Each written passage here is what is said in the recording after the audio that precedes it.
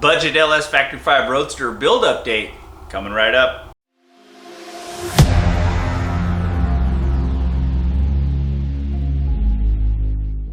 Well, it started right up and I can't be happier, except all is not well.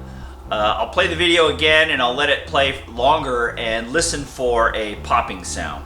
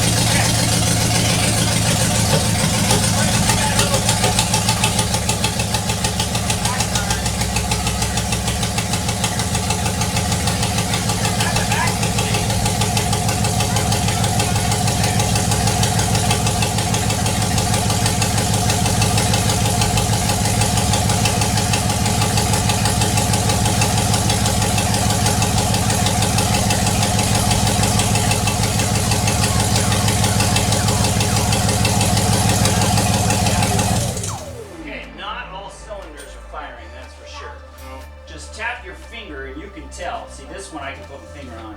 That one's not firing. Now, wow, that one's firing. This one had a little bit of... That one's not firing. Sounded like a Harley. I don't think that one's firing either. So 3 of these are not firing. Can you tap your finger Economy. on there? Yeah. That, ooh, that's firing. They're from That this one's side. firing. They're all firing on this side. Yeah, they sounded like that. That's Guys, are you gonna do that again? Yeah, they That's stand around pretty really quiet. awesome. Yeah, I was, but it's hot. So that one's not firing, huh? Now there's a list of literally 100 things. So you can see on this left side, it seems to have started fine and hitting on all cylinders in the beginning, but that popping sound started and we determined that it's only hitting on one cylinder on this left side. Now, back in the day, you used to only need 3 things: air, fuel, and spark. Today, you need 4 things: air, fuel, spark, and electronics, which runs the fuel injector. So there's 4 things that I gotta figure out. But before I do that, there's more of a pressing problem, which is we did not have any oil pressure indication. And as you'll see from, I think it's the last video, I tied into the stock oil pressure sending unit, which is a 3-wire, which seemed to me to work the same as any F-body oil pressure gauge, but apparently not. So instead, I found this ICT billet, which goes on the oil bypass, which allows me to put in the oil pressure sending unit, which this isn't not only the one that came with the kit, but this is the one that came with the gauge, in like this, and then I have an adapter as well, so I can put this down at the oil bypass and I can leave the stock oil pressure gauge, unless this is too big and won't fit underneath here, then it's going on the top. So because I wasn't able to let it run, I'm not able to test this temperature sensor. I'm not able to test if the fans come on. I'd like to get it up to temperature to make sure there's no leaks. And I'm surprised that there's no leaks now. Oil and coolant, power steering, I almost can't even believe it, but it hasn't gotten up to temperature yet, so we'll give it another try. One other thing I should mention is I did not see an output for oil pressure from this OBD2 to my phone. So there's not really a way to double check the oil pressure, whether it's just the sensor or not.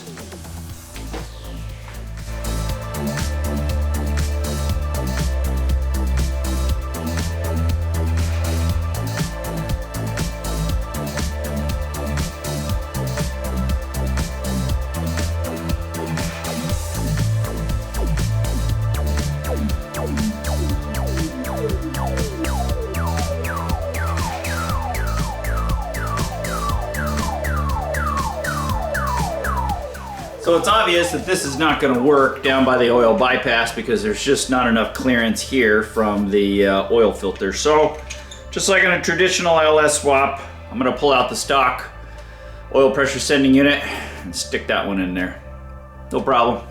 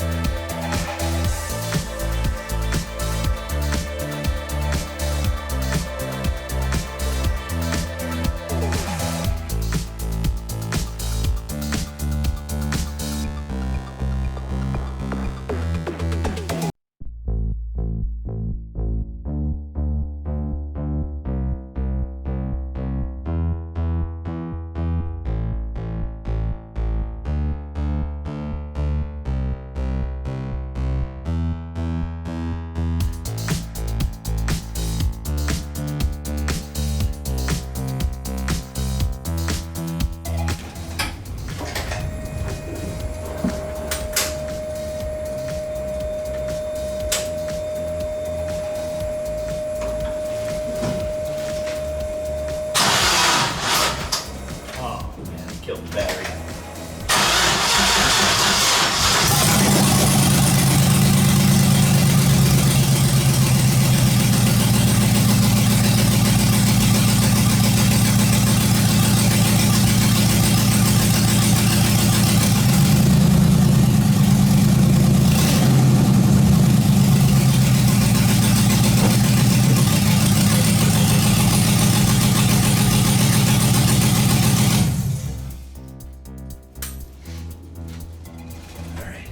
So, oil pressure problem solved.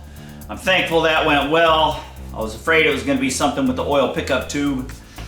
Now I can concentrate on why these cylinders are not all firing. So like I said, air, spark, fuel, and electrical, which controls the fuel injectors. So I think the first thing I'm going to do is I'll pull one of the spark plugs, ground it, start the engine, make sure there's spark. I think I'll do it on this front one here because it's easiest to get to. If that works, I bought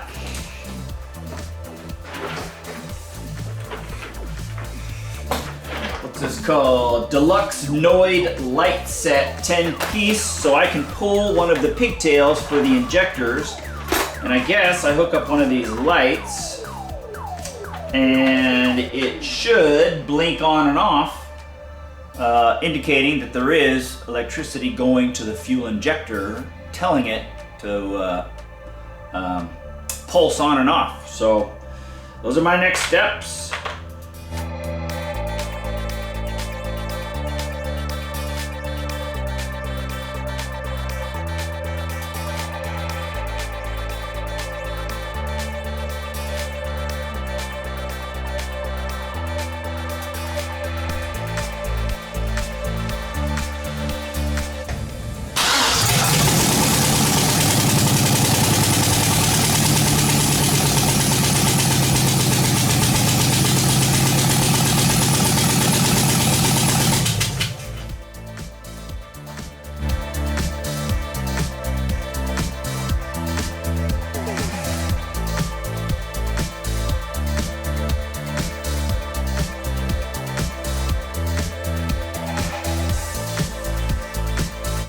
So I broke this Noid thing trying to reposition it, so I've had to kind of jerry rig it right here into this injector lead.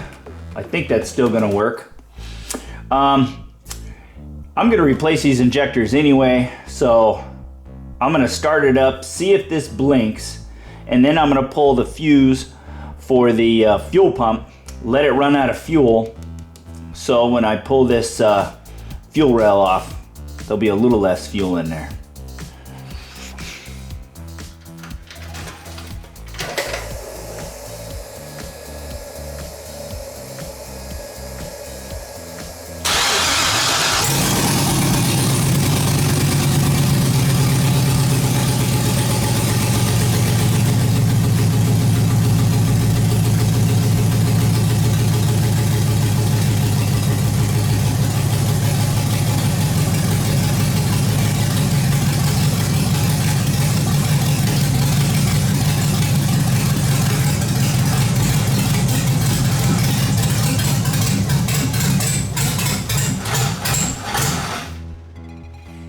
Alright, let it run out of gas. And that thing was definitely lighting up. Hopefully that comes through on the video.